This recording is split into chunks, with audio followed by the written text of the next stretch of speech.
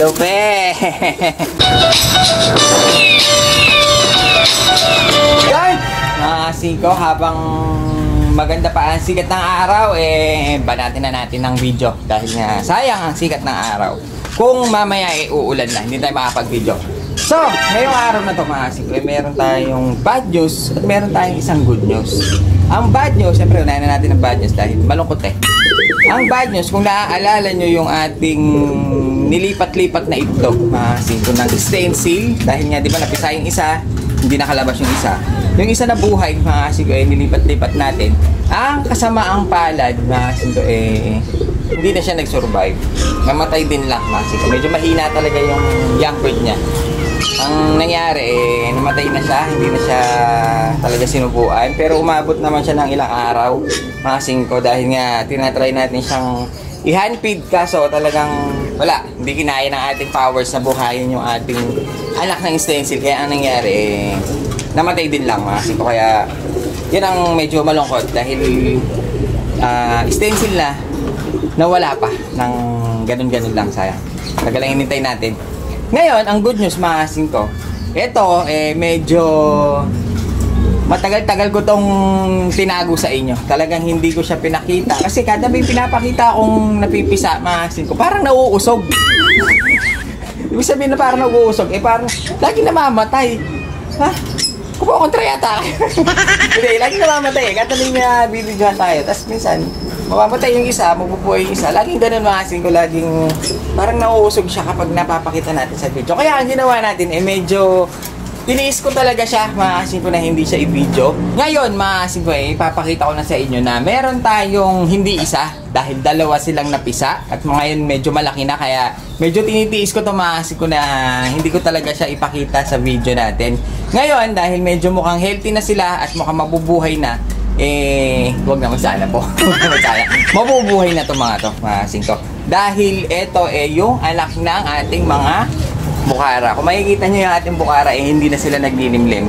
Dahil pinasiter natin, mga singko, para mag-iitlog sila ulit. Tapos, pasiter natin ulit. Kasi gusto ko magparami ng bukara. Bukara, frillback, tsaka yung Jaco. Paparamihin natin, mga singko. Ngayon, makikita nyo, mga singko, medyo maganda yung inanak nila. Dahil nga, medyo may kulay na. Nakita nyo, sa sobrang tagal ng tiniis natin na hindi videoan, nagkaroon na siya ng medyo, nakikita mo na ng konting kulay, mga singko, yung inakay. Talaga nung bagong pisa, hindi ko siya binidyohan, baka mausog, mga singko. Kaya, ito naman yung breeder natin. Isang puti, tsaka isang solid red. Solid white, solid red ang kanilang magulang. Ngayon, ang anak nila, mga singko, papakita na natin ngayon. Naglabas sila ng magandang kulay, parang taliwas sa magulang, sa kulay ng magulang. Bali, dito ko siya pinasiter. Ito yung ating yellow, tsaka yung gray cell na dinampot natin para meron lang tayong gagamiting sitter. Ngayon, sila ang nagbubuhay dito sa anak ng bukara natin. Ayun, mga singko, meron na silang, ayun, nakita nyo, dalawang healthy na inakay. Medyo malaki na, hindi ako nagkakamali, mga ilang linggo na to, mga 1 linggo na siguro. Kaya ngayon, papakita natin kung anong medyo kulay nila. Wala pa siyang kulay, stick pa lang, pero maaaninag mo na, mga singko. Walang nagmana doon sa dalawa. Kasi puti, saka isang pula. Ang anak nila, mga singko, eto, pakita natin sa inyo. Pakita lang natin kung ano ang kulay ng kanilang naging anak, mga singko. Bali, ito yung ginawa natin sitter. Bali, ito yung isa. Singko, makikita nyo, laki na.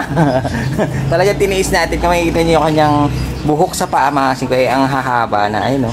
May mga stick na siya dahil makapal ang buhok sa paa nito. Ang kulay niya, para siyang itim. Hindi ko alam kung magiging itim o magiging pula. Pero yung kanyang wing flight, mga singko, pure white na. Ayun, no? Puti ang kanilang buhok sa paa. Puti ang sa may pakpak nila. Tapos, tingnan niyo, mga singko, yung kanyang kulay. Ayun, medyo hati. Sa ulo, kalbo pa. Wala pang kulay.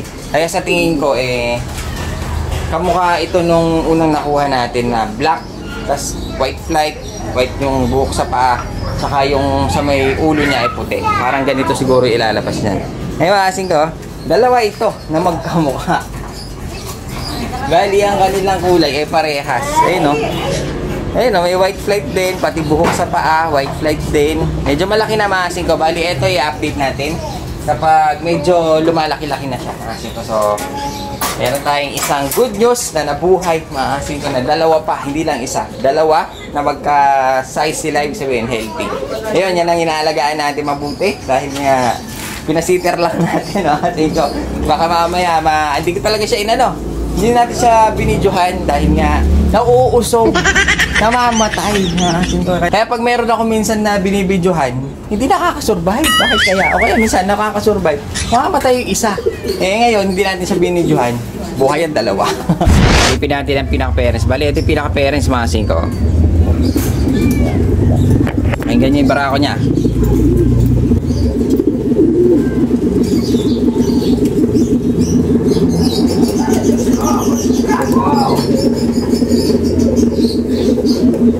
Ang lupe. Bali, ito yung parents niya. Ito yung puti. Masin ko kung makikita niya pure white siya, walang halo. Ginupit na natin ulit yung kanilang sa may ulo. Tapos ginupit natin sa may pakpak na buhok sa paa. Pakpak ako na. Dahil nga tumutubo na naman no. Nahirapan silang maglakad dito sa screen kapag ganyan na. Kaya kailangan medyo tinitrim talaga. Yung ulo, tinrim natin ulit. Pero medyo nagtutubo na naman. Pero yung hen, ayun naka-trim siya. Sobrang liit na ng balahibo niya sa paa. Dahil yan, pag nag full grown, talagang sobrang haba. Mga singko, parang pakpak yung nasa paa nila. Kaya naman, nakakapag-breed tayo dahil nga tinitrim natin. Nakikita na niya yung partner niya. Ayun, bali, ito yung dalawang parents na Bukhara Trumpeter. Kaya tinawag silang Trumpeter, mga singko. Yun nga, iba yung huni nila. Iba yung barako. Kumpara mo dito sa mga barako ng normal na kalapate. Yung kanila merong parang ganun. Yung makikita niyo yung medyo tumutubo na naman sa may mukha niya. Pero pag eto, hindi natin pakinggan natin ulit tayo, no? Ayun na.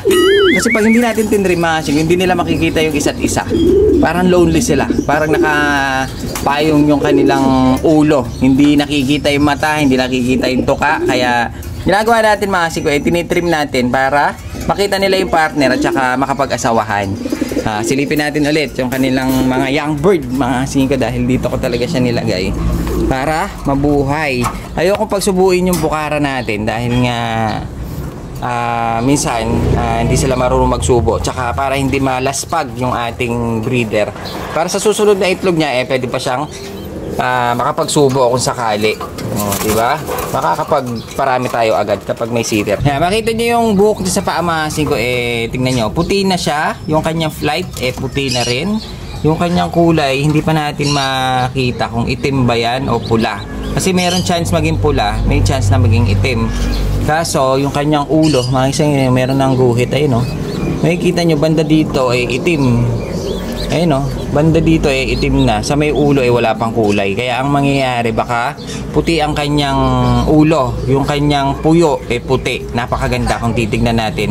Pati itong isa, mga singko, halos magkakulay silang dalawa. Pati itong isa, mga singko, halos magkapares sila. Ayun, pati dito sa may ulo niya, ganun na ganun din ang markings. Kaya tingin ko puti ang ulo nito.